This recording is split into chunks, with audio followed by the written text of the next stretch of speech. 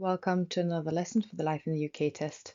Last time we explored the powerful Tudor monarchs, from Henry VIII's break with Rome to Elizabeth I's attempt at religious compromise. Today we're looking at the Stuarts. After the death of Queen Elizabeth I in 1603, her executed cousin Mary's son, James VI of Scotland, inherited the throne. He therefore also became James I of England, marking the start of the Stuart dynasty. Though the crowns were united, the country stayed separate. One major legacy of his reign is the King James Bible, an English translation that still influences Christian worship today. Ireland, still mostly Catholic, pushed back against Protestant English rule, leading to brutal conflict. To tighten control, England encouraged Protestant settlers, especially from Scotland, to move into Northern Ireland in a process known as plantation. This mainly took place in Ulster, the part of Ireland where Catholic lords had led repeated uprisings against English rule. Queen Elizabeth I had managed to cooperate with Parliament, but her successors struggled. James I and especially Charles I believed their authority came from God, meaning they felt no need to compromise. This created major friction with Parliament, which increasingly wanted a say in how the country was run. King Charles I believed in the divine right of kings, the idea that he was chosen by God and should rule without interference.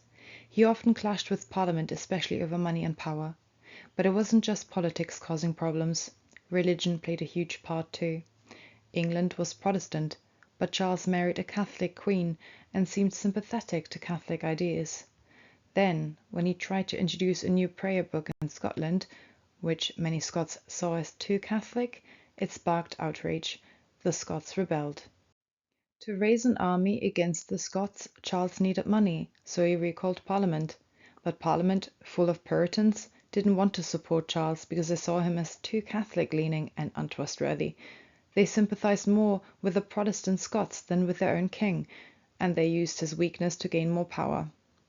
The conflict spiraled. Eventually, the country split into two sides: Royalists, also known as Cavaliers, who supported the king, and Parliamentarians, or Roundheads, who supported Parliament.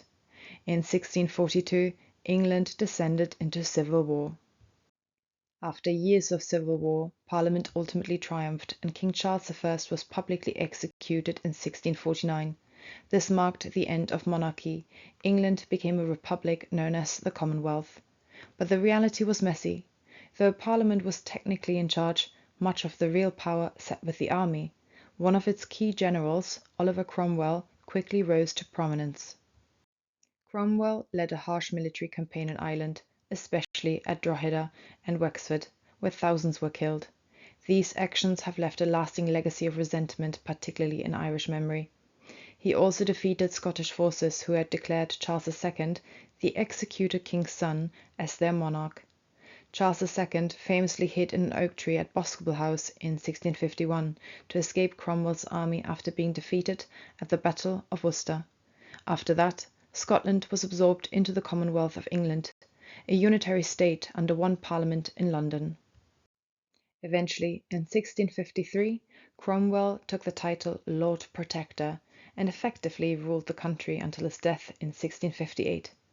While he rejected the crown, his government started to look and feel much like a monarchy, just without the royal title. His rule brought some stability, but also strong divisions that would eventually lead to calls for the monarchy to be restored. After his death, the Union crumbled and Scotland became a separate entity again in 1660.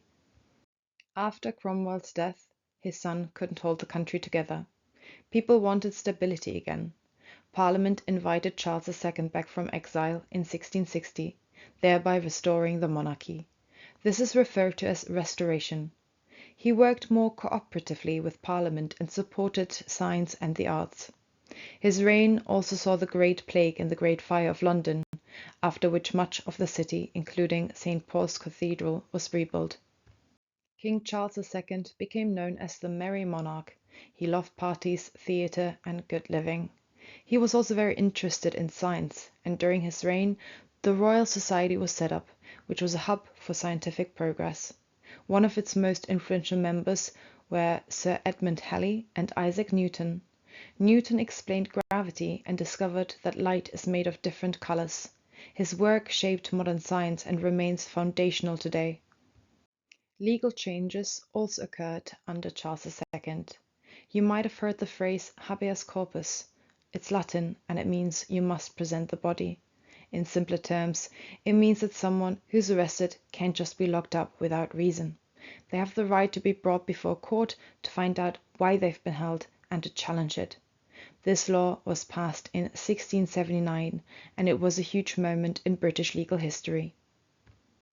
Although King Charles II was publicly Protestant, many suspected he had Catholic sympathies, especially since his brother and heir, James, was openly Catholic. Religion was still a major dividing issue in England. Parliament grew uneasy. They didn't want another Catholic monarch, especially after all the conflict of the previous century. Tensions rose, and though Charles avoided open conflict during his reign, he left behind an uncertain legacy. He had no legitimate children, so when he died in 1685, the throne passed to his brother James II, and that's when things really heated up again, because unlike Charles, James II made little effort to hide his Catholic faith. That made Parliament nervous, but what really pushed things over the edge was his attempt to rule without Parliament and appoint Catholics to powerful positions. So in 1688, Parliament acted. They invited William of Orange, James's Protestant son-in-law, who was married to James's daughter Mary and ruler of the Netherlands, to take over the throne. James fled, and there was almost no bloodshed. That's why it's called the Glorious Revolution. This was a turning point. Parliament had now shown it could remove a monarch who broke its trust. William and Mary didn't just take the throne. They accepted the throne on conditions set by Parliament. By signing the Bill of Rights in 1689, they agreed that the monarch's powers were limited and that Parliament had the final authority on key matters. This limited the powers of the monarch and strengthened Parliament. It was the beginning of constitutional monarchy in Britain, where the king or queen ruled with Parliament, not above it. It also ensured that future monarchs had to be Protestant, shaping the monarchy for centuries to come. Although William and Mary had taken the English throne peacefully, not everyone across the British Isles accepted them so easily. James II, still seeing himself as the rightful king, wasn't done yet. In 1689, he landed in Ireland with support from France. Yes, France is getting involved again, backing a fellow Catholic monarch. James hoped to use Ireland as a base to win back his crown, but William responded by marching an army there. The two sides clashed at the famous Battle of the Boyne in 1690. William won, and it was a turning point. For Protestants, a triumph of freedom, law, and religion. For Catholics, a tragic defeat and loss of independence. But William's victory at the Battle of the Boyne didn't just mean military success. After taking control, he imposed harsh laws that limited the rights of Irish Catholics, especially when it came to politics and land. So this wasn't just about kings and queens, it had real consequences for people on the ground, especially in Ireland. Meanwhile, in Scotland, support for James II was also strong, especially among certain Highland clans. These supporters became known as Jacobites. There was an attempted uprising at Killiecrankie, but it didn't get far before being put down. After that, William demanded loyalty from all the Highland clans. They were told to swear an oath of loyalty to him by a certain deadline. Most did, but one clan, the MacDonalds of Glencoe, were late. Whether it was poor communication or hesitation is not clear. But the consequences were brutal. In what became known as the Glencoe Massacre, government troops attacked and killed members of the MacDonald clan. The memory of that massacre left a lasting distrust of the government among some Scots, and helped fuel continued Jacobite support. The idea that James, or later his descendants, might one day come back wasn't over. In fact, the Jacobites kept trying, again and again, to restore James II or his descendants to the throne. That's why there are repeat Jacobite uprisings in the 17th and 18th centuries. And another note on the slave trade here, which really expanded in the 17th century under the Stuarts, when England began establishing colonies in the Caribbean and North America. Charles II gave the Royal African Company a monopoly over the trade in 1672. They have the sole legal right to trade enslaved Africans between West Africa, the Caribbean, and the Americas. The company shipped tens of thousands of Africans into slavery, and the Crown benefited financially. We have arrived at the end of this lesson on the Stuarts. As usual, in the notes you can find links to more resources. Thanks for watching. I'll see you in the next lesson.